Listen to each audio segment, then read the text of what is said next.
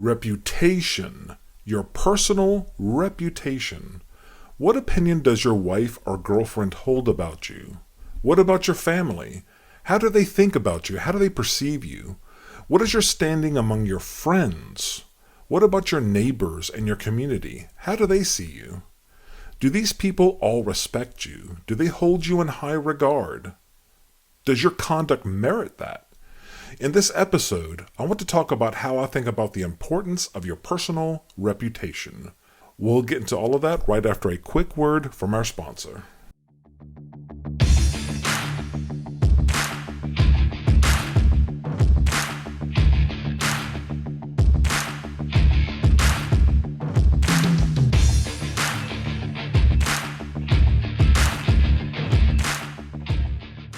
Hey guys, Ashley here. Are you having trouble meeting the right girl? If so, I'd like to introduce you to The Gentleman's Guide to Flirting from David Sharp.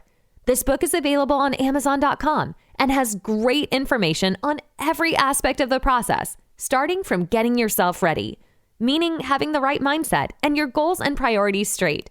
This book has loads of modern, field-tested, and ready-to-use examples to help you confidently approach and meet great women, either in person or online. It also has practical, real-world advice to help you truly get the most out of the dating process. And it has thoughtful, practical advice for cultivating and sustaining your relationships for the long term. It's got it all, and you're going to love it. The book's website is gentlemansguidetoflirting.com. That's gentlemansguidetoflirting.com. I know that you will feel that it is the best $20 you have ever spent in your life. So go to gentlemansguidetoflirting.com and click the Buy Now button, or search for Gentleman's Guide to Flirting by David Sharp on Amazon.com and start changing your life now. Hello there. Welcome to episode 34 of the Gentleman's Guide to Flirting podcast. I am David, the author of the book of the same name. In this episode, I want to talk about the concept of personal reputation. Does personal reputation matter, or is it some antiquated notion from days gone by, something that is no longer relevant? I feel strongly that reputation matters, as you probably have already guessed from me dedicating a whole podcast episode to the topic. We should talk about the relationship between someone's reputation and their character first. What does character mean when referring to a person? A dictionary definition that I found online offers, quote, "the quality of being determined and able to deal with difficult situations," unquote. Now, I think of it more generally as your personal qualities, and I don't necessarily agree with that dictionary definition. A person can be of good character, or bad character, or strong or weak character, or a wide range of other descriptions. Your reputation is what other people think of you. Your overall quality or character as seen or judged by other people in general. Character is more what you really are, and reputation is how other people see that. I think these quotes help bring the concept of reputation into better focus. The first is from Abraham Lincoln. Character is like a tree, and reputation is like a shadow. Character is like a tree and reputation is like a shadow. He continues, the shadow is what we think of it. The tree is the real thing. In other words, a person's reputation is what other people think of someone's character, but character is the real thing.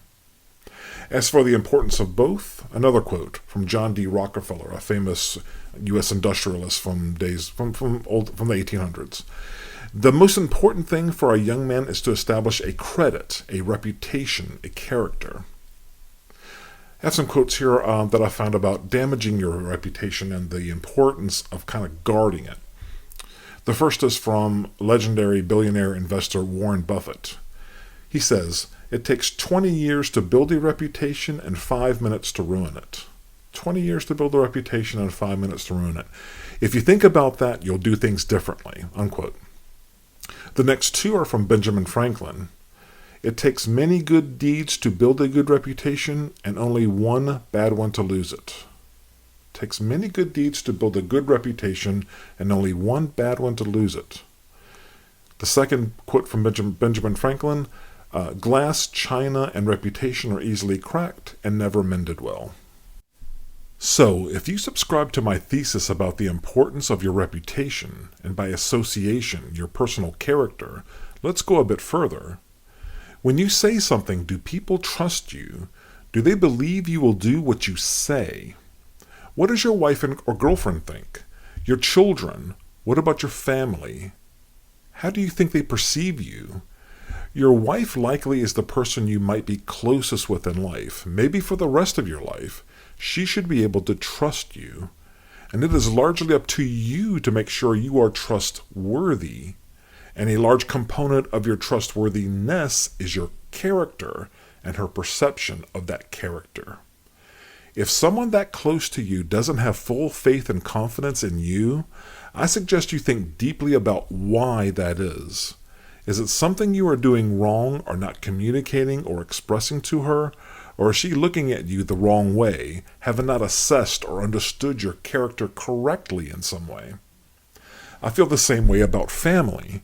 If you think about the priority model in the book, level 3 includes the people you hold most important in your life: family, wives, children, and your closest friends.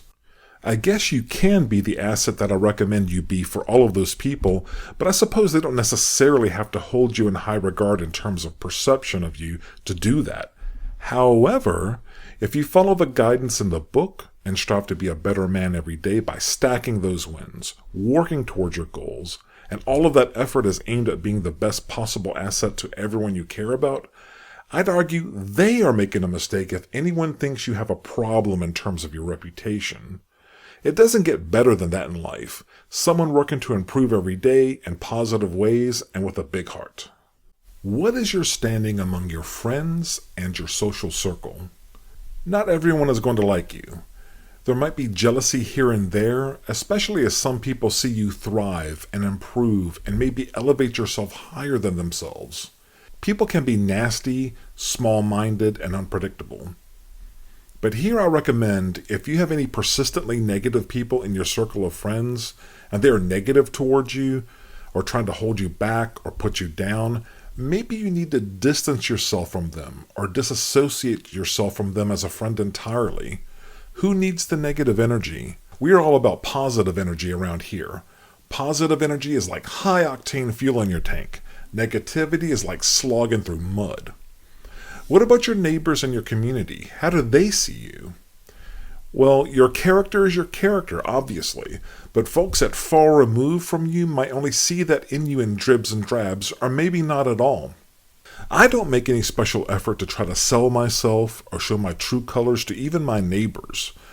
What I do is be consistently kind and impeccably nice to and warm and generous with every one of them, no matter what happens. I, nor you, really have the time to try to make everyone a close friend. There just aren't enough hours in the day to give everyone the time they may want, even when they feel kind of drawn to you and want your time. You have goals and aspirations that take up a lot of time. What about your work, your coworkers and your bosses? What about your employees and your customers and clients if you're self-employed or have your own business? Work is an entirely different story with its own huge range of good and bad points. Your character, again, just like in all aspects of your life, should be unrivaled and constantly improving. Good people will see that in you. They'll feel your energy, your confidence, and your positivity, and they'll be drawn to you. That is all good. But some people being what they are, they might resent you. They might resent your success or attempts to improve yourself. On the other hand, some people, coworkers, bosses, competitors, or employees, just won't ever be on your side, or may take time to win them over. When you work for someone else, some bosses and colleagues might see an energetic person who is really trying and pouring their energy into their every day as a threat. But you don't yield on matters of the quality of your character. Others can try to knock your reputation, even lying to do so. That is just something you have to deal with in the real world when some people are piles of shit and refuse to do better.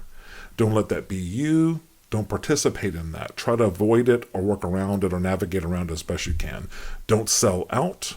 Trust your process. But also take care to hit your goals, improve yourself, build your business, get those promotions and raises. It will come to you, but there may be bumps in the road along the way. Now that's all I have for this week. Let's get after it out there. Let's get to work.